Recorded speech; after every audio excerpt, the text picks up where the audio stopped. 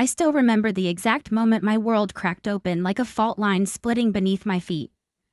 It was a regular evening, the kind where the hum of daily life drowns out the possibility of disaster.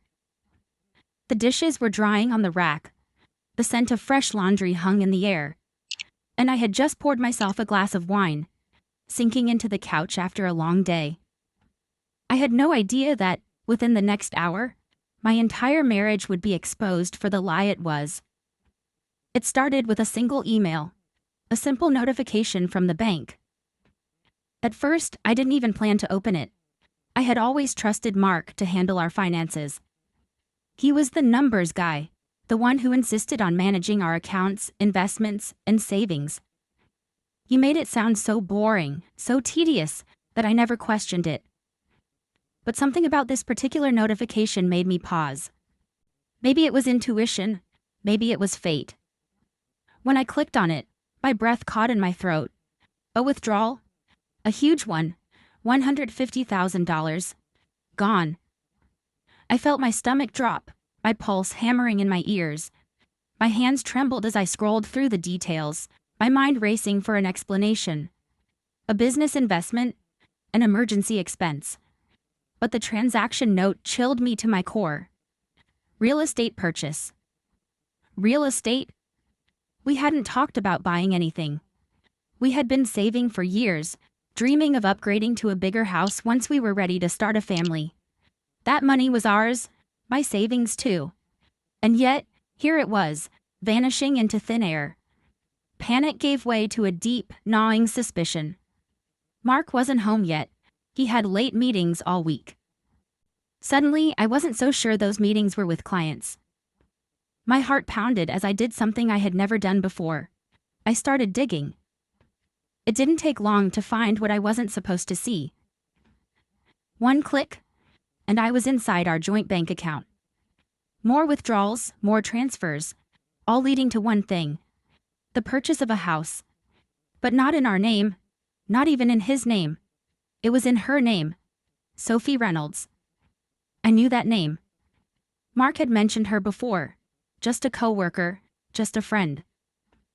But deep down, I had always felt something was off about the way he said her name, the way his voice tightened ever so slightly when I asked about his day, and she came up. Now, the truth was staring me in the face. My husband had used our savings to buy a house for his mistress. A sickening wave of betrayal crashed over me. My hands clenched into fists, my nails digging into my palms. How dare he? How long had this been going on? How much had he taken from me?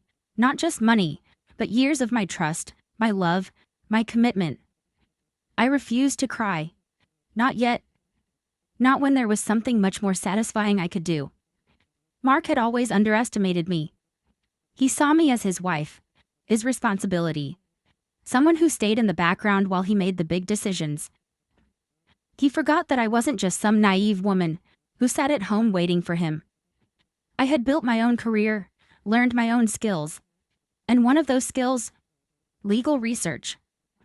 I wasn't just going to confront him. I was going to destroy him. I scoured through our documents, our contracts, our property agreements. And then, I found exactly what I needed. Mark had made a mistake. A big one. The purchase agreement for the house, his mistress's house, was funded entirely from our joint account. And according to our state's laws, anything purchased with joint funds could legally be claimed by either spouse in a divorce. I didn't have to take revenge and anger. I didn't have to scream, cry, or beg. All I had to do was sign one paper, and the house would be mine. I called my lawyer that night, and then I waited. When Mark came home later, smelling like expensive cologne that wasn't his, he didn't suspect a thing. He kissed me on the cheek, distracted as always, murmuring something about another long day. I smiled, because his long day was about to turn into his worst nightmare. I didn't sleep that night. Not because of heartbreak, not because of sadness. No, those emotions had burned away, leaving behind something sharper. Cold determination. I lay awake, listening to Mark's steady breathing beside me, wondering how he could sleep so peacefully while living a double life. How many times had he lied to my face? How many nights had he come home from her bed and climbed into ours like nothing had happened? I had loved this man. I had trusted him. But now, I felt nothing but calculated rage. The next morning, I played my role perfectly. I kissed him goodbye, made his coffee just the way he liked it, and watched as he left for work, probably stopping to see her first. I had to bite my tongue to keep from laughing. He had no idea that by the end of the day, his world would come crashing down.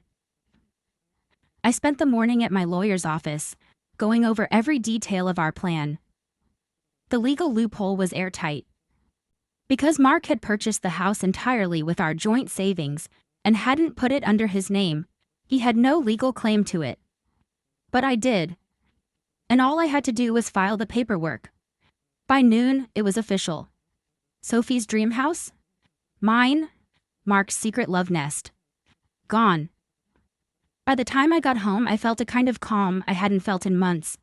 My revenge was set in motion, but I wasn't done yet. No, I wanted to watch him break. I waited until he came home that evening, tired, distracted, loosening his tie as he stepped inside.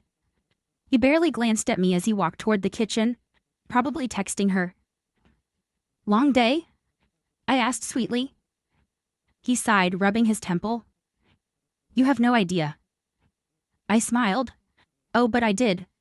I let him sit down, let him settle in, let him think that everything was just another normal night. And then I pulled out the envelope. "What's this?" he asked, frowning. "Open it," I said, keeping my voice light. His eyes flickered with confusion, but he obeyed. And as he pulled out the legal document, the proof that I now owned the house he had bought for his mistress, his face drained of all color. For the first time in our marriage, Mark was speechless. He stared at the papers, flipping through them like he could somehow change the words if he read them fast enough. Finally, he looked up. What is this?" His voice was hoarse, disbelieving. I tilted my head. "Oh, just a little something I put together today." I leaned forward, enjoying the way his hands trembled. "You see, darling, when you use our joint savings to buy another woman a house, it legally still belongs to me. So congratulations. You just bought your wife a brand new home." I could see the gears turning in his head, his mind racing to find a way out. This isn't possible. The house isn't in my name." "Exactly," I said, smirking.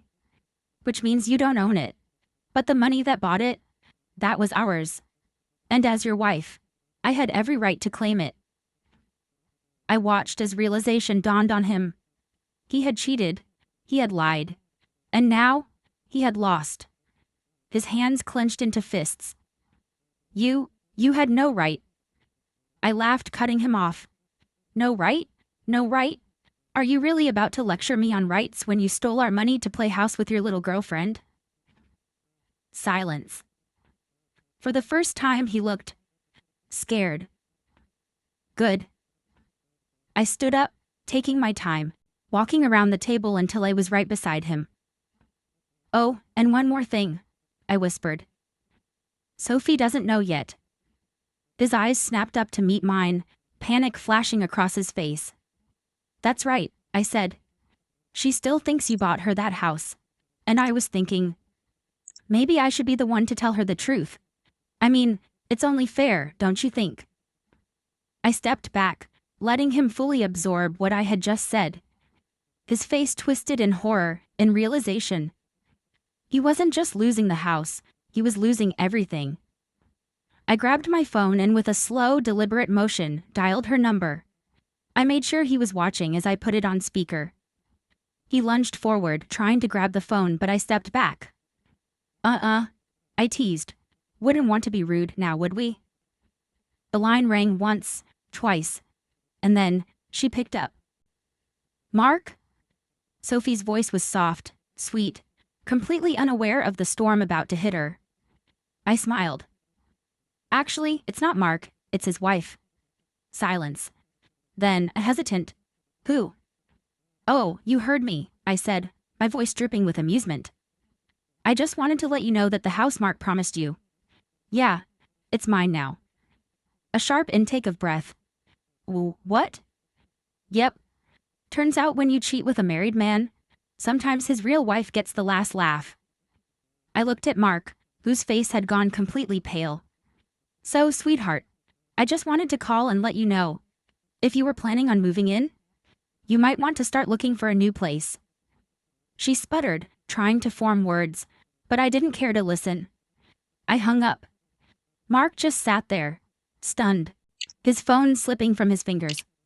I leaned in, just close enough to see the absolute defeat in his eyes. Oh, and Mark? I said softly. Pack your bags. Because this one's mine too. And with that, I turned, grabbed my purse, and walked out the door, leaving him to drown in the ruins of his own betrayal.